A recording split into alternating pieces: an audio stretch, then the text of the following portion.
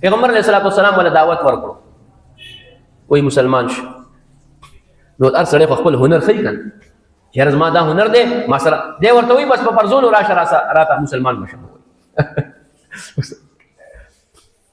صحابه ټول حیران دي چې ته اوس ګوره اوس په پیغمبر فرضونه کوي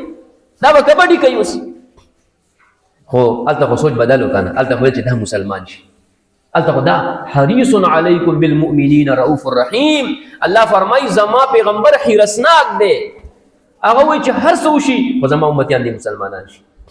هر څه وشي زما امتیان د جهنم نه خلاص شي صحابه ته فرمای چې مونږ به ورشو مقابله وکړو صحابه خو د ایمان طاقت وکنه جی یو صحابي دسه صحابه پیغمبر علیه السلام فرمایل فلانه صحابي خالد ابن ولید او بعض نور صحابه دا د زرو کسان عمر طاقت لري وای زرو کسان عمر یاد څه کپ سر دا څه طاقت لري وای څلور صحابه یو ځل ورولېګل درې زره صحابه لګلیو خطر راغی چې نور صحابه ورولېګي کسان ډیر دي څلور کسان ورولېګل پیغمبر علیه السلام ته فرمای وای دا څلور کسان د څلور زرو کسانو برابر دي ورته وای یعنی څلور زره کسان مې درولېګل دا صحابه صحابه ته فرمایل د الله پیغمبر مونږ ورشو کنه وای دا نه ماته چیلنج را کړی دی زور زما کنه الله ورته غاړه وته د الله پیغمبر سبحان الله دا زما استاد ایمان د پاره چې زما د خلک مسلمانان چې جنت ته لاړ شي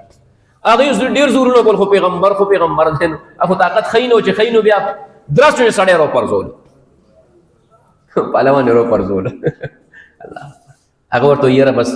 پوی نشو ما پزان باندې یو ځل بیا را غاړه وسی او بالکل بیا به تر کارو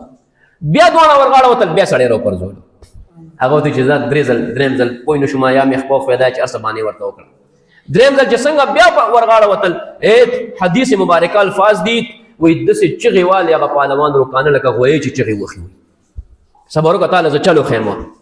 زور چې ولا ورکو چغې والي د زمکه د راواچولو ورته وې اوس وایا درې ځل مې رو پرزولي اوس کې وې اوس بستا کلمه مې مسلمانې کوم ورته